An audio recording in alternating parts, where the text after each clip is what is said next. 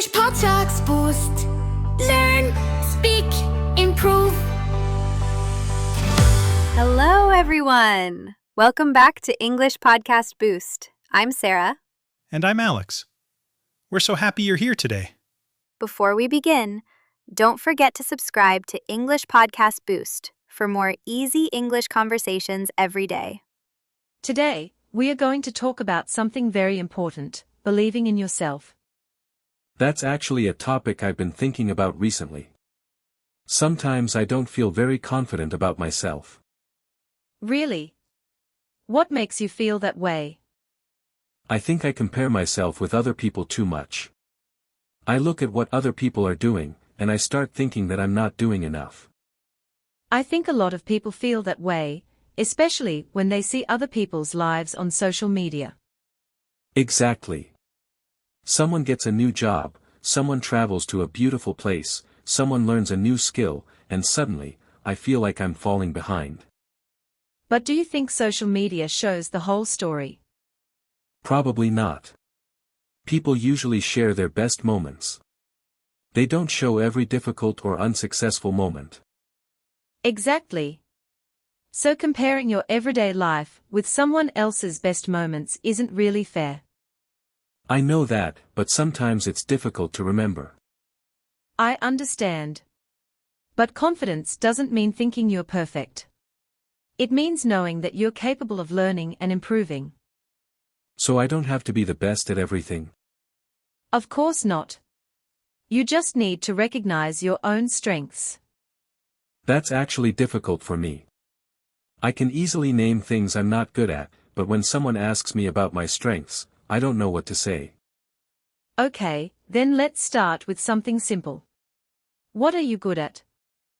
I'm a good listener. And I think I'm pretty patient. See? Those are two great qualities.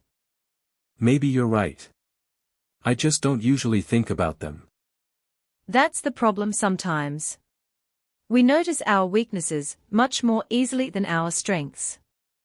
Maybe I need to change the way I talk to myself. Exactly. And that's what we are going to talk about today: how to recognize your strengths, stop comparing yourself to others, and slowly build more confidence. I think I need this conversation. So, Alex, you said you're good at listening and you're patient. What else are you good at? I think I'm responsible. When I have something important to do, I usually finish it. That's a great strength. Being responsible is very important, both at work and in everyday life. I also try to help people when they need me. But I never really thought of that as a strength. Why not? Being helpful and caring about other people are valuable qualities. Maybe because these things feel normal to me. I don't feel like I'm doing anything special. That's actually very common. Sometimes our strengths feel so natural that we don't notice them. So how can I recognize my strengths more easily? One way is to think about what other people often say about you. Has anyone ever complimented you? Yes. My coworkers often say that I'm calm when there's a problem. They say I don't panic easily. There you go. That's another strength. You stay calm under pressure. I never thought about it that way. I always thought I was just being normal. Maybe your normal is actually one of your best qualities. I like that idea. And remember, you don't need to have 10 amazing qualities.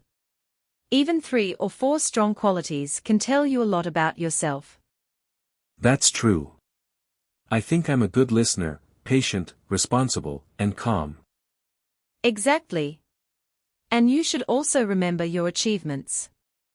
My achievements? Yes. Think about something difficult that you learned or completed. Maybe it was learning a new skill, finishing a difficult project, or doing something that scared you. Actually, there is something. Last year, I learned a completely new skill. At first, I thought I wasn't going to be able to do it. But I kept practicing, and eventually, I became pretty good at it. That's a perfect example.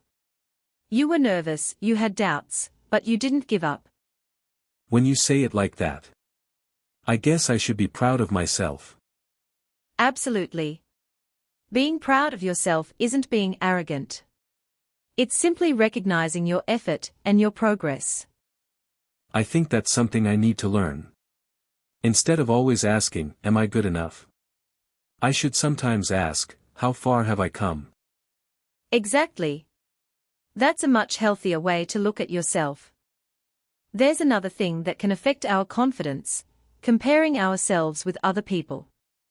Yes. I think that's one of my biggest problems. Sometimes I see someone who is very successful, and I immediately think, why am I not like that? I know that feeling.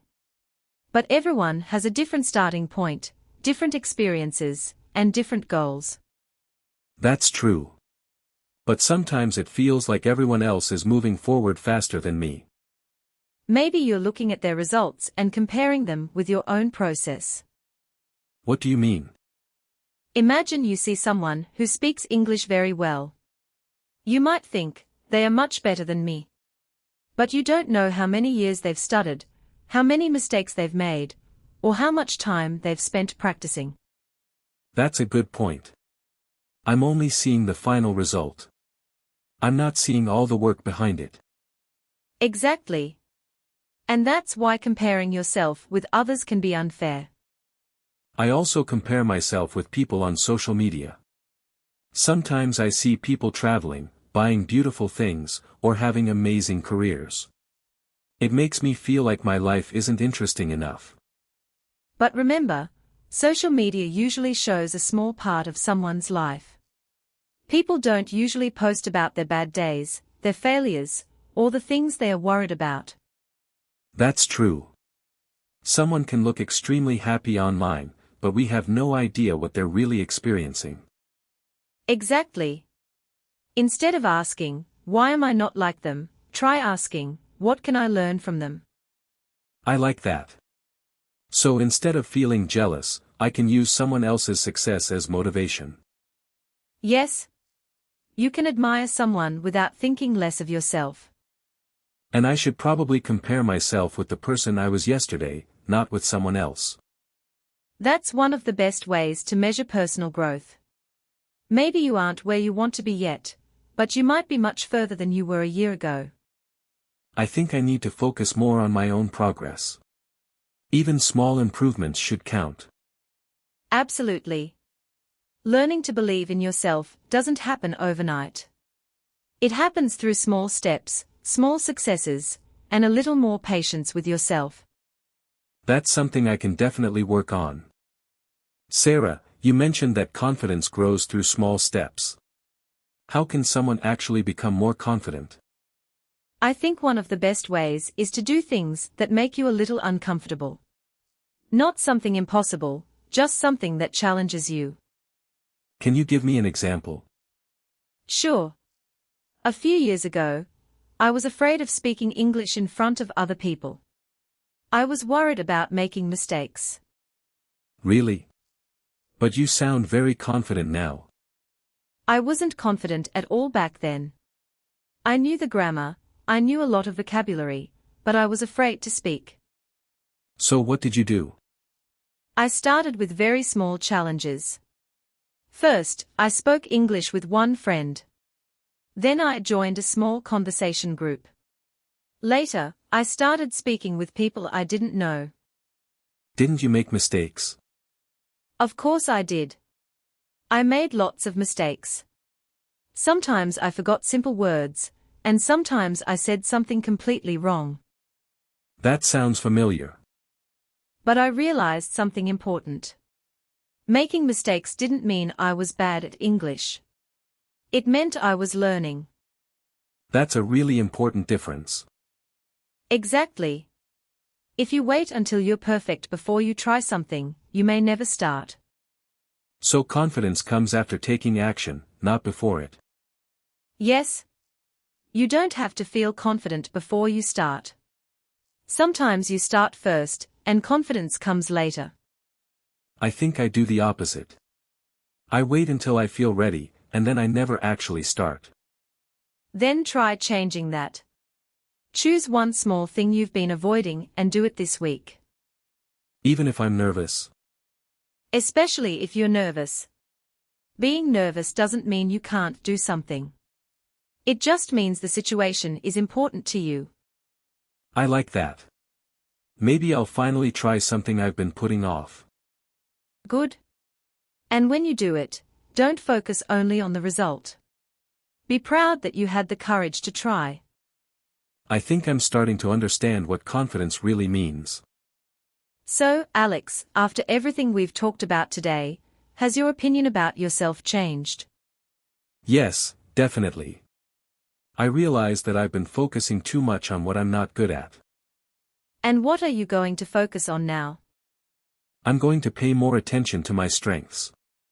I'm a good listener, I'm patient, I'm responsible, and I stay calm when things get difficult. That's a great list. And don't forget your ability to learn new things. Right. I've learned difficult things before. So there's no reason to believe I can't learn something new now. Exactly. And what about comparing yourself with other people? I'm going to try to stop doing that so much. Instead, I'll compare myself with my past self. That's a much healthier approach. I'll also try to talk to myself in a more positive way. Instead of saying, I'm not good enough, I'll say, I'm still learning. I love that. The word yet can make a big difference. How? Instead of saying, I can't do this, say, I can't do this yet. It means you believe you can improve. I really like that. I can't do it yet. It sounds much more hopeful. Exactly. And remember to celebrate small progress. You don't have to wait for a huge success to be proud of yourself. That's something I often forget. If I improve a little every day, that's still progress. Absolutely. Confidence isn't about being better than everyone else.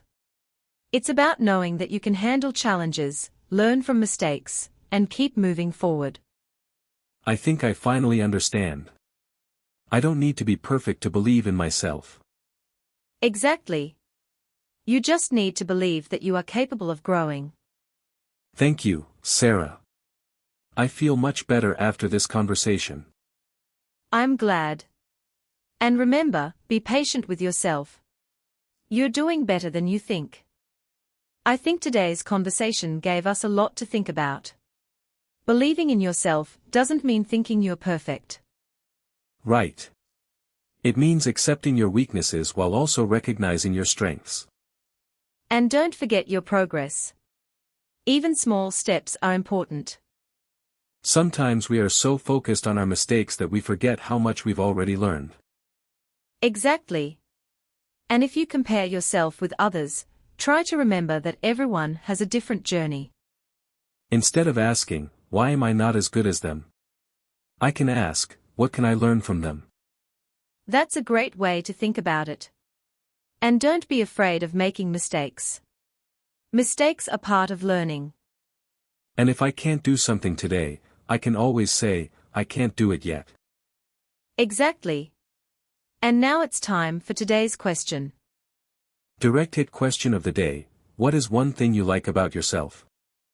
It can be something about your personality, a skill you have, or something you've achieved. Share your answer in the comments. And remember, you don't have to be perfect to be proud of yourself. If you enjoyed today's episode, please like the video, and don't forget to subscribe to English Podcast Boost. Keep learning, keep growing, and most importantly, believe in yourself. Thank you for learning English with us today. Thank you for listening.